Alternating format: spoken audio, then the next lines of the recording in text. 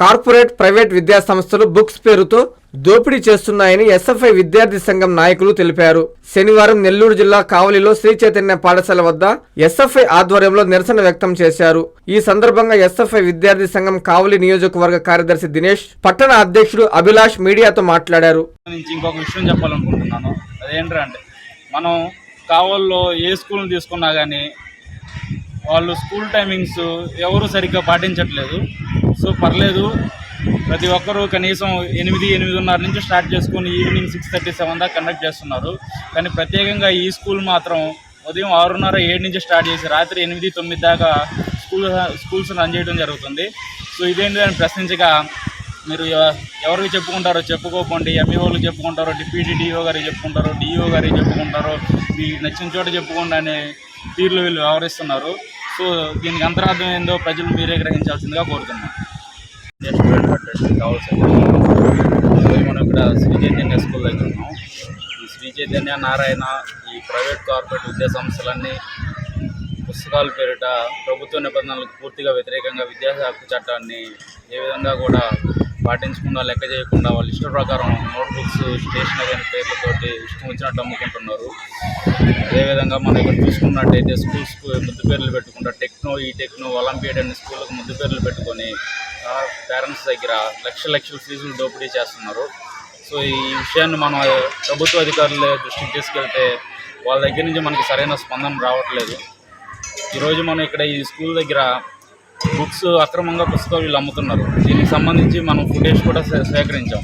ఈ ఫుటేజ్ని మనం సేకరించి కావాలో ఉన్నటువంటి విద్యాశాఖ అధికారులు ఎంఈఓ గారికి, సార్ మాకు ఇట్లా ఫుటేజ్ దొరికింది, మీరు అర్జెంటుగా ఇక్కడికి వచ్చి దీన్ని సీజ్ చేయండి అని కోరగా సార్ వాళ్ళ నుంచి ఎటువంటి స్పందన మనకు దొరకలేదు.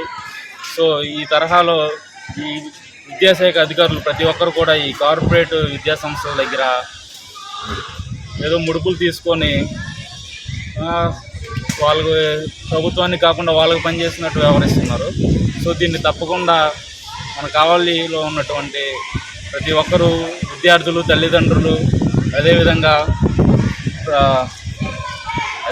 మన ప్రభుత్వ వీళ్ళ డిఓ గారు కూడా దీన్ని తప్పక ఒకసారి దీన్ని పరిశీలించాల్సిందిగా కోరుతున్నాం.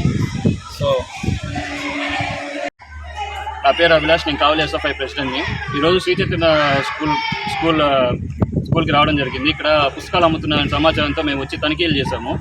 మేము ఎస్ఎఫ్ఐ మరియు ఎస్ఐఎస్ఎఫ్ ఫెడరేషన్ వాళ్ళు వచ్చి ఇక్కడ తనిఖీలు చేశాము. ఇక్కడ తనిఖీలు చేస్తుండగా బహిరంగంగా పుస్తకాలు బయట పెట్టి మరీ అమ్మేస్తూ ఉన్నారు ఈ పాఠశాల యాజమాన్యం, శ్రీ చైతన్య వాళ్ళు. మామూలుగానే ఈ శ్రీ చైతన్య కార్పొరేట్ స్కూల్స్ భారీగా వసూలు చేస్తూ ఉంటాయి ఫీజెస్. అదేవిధంగా ఈ బుక్స్ మరియు ఇంకొన్ని అదనంగా ఛార్జెస్ అవి ఇవి అని చెప్పి కొంచెం ఎక్కువ బటన్ వేసేసి వీళ్ళని టార్చర్ పెడతా ఉన్నారు పేరెంట్స్ని కూడా.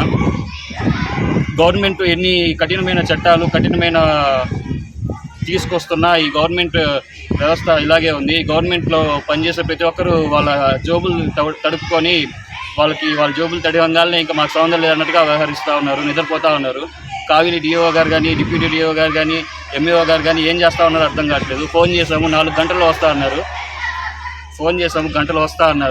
4 గంటలు అయింది, ఇప్పటికీ రాలేదు. ఇక్కడ ఎటువంటి ఇది లేకుండా పోతా ఉంది. ప్రభుత్వం ఒత్తిడి తేవాలని కోరుకుంటాం. 2024-25 10th క్లాస్ ఫలితాలలో డాక్టర్ ఎస్ఆర్కే విశ్వసాయి స్కూల్ విద్యార్థుల విజయ విహారం. పి ఖ్యాతి లక్ష్మి 595, కె తేజస్విని 594, ఓ సంజన 591 మార్కులు సాధించడమే కాకుండా 580కి పైగా 10 మంది విద్యార్థులు, 550కి పైగా 37 మంది విద్యార్థులు, 500కు పైగా 58 మంది విద్యార్థులు అత్యుత్తమ ఫలితాలు పొందారు. స్ట్రెస్ ఫ్రీ ఎడ్యుకేషన్ తో ఎన్నో ఎక్స్ట్రా కరికులర్ యాక్టివిటీస్ మరియు విశాలమైన ప్లే గ్రౌండ్ కలిగి ఎందరో విద్యార్థులకు విజయాన్నందిస్తున్న the best school doctor SRK Vishwasai school. అడ్మిషన్లు జరుగుతున్నవి. సంప్రదించండి. Branch 1 Magunta layout, branch 2 children's park road, Nellore. Hi Nilor, please subscribe to N3 TV.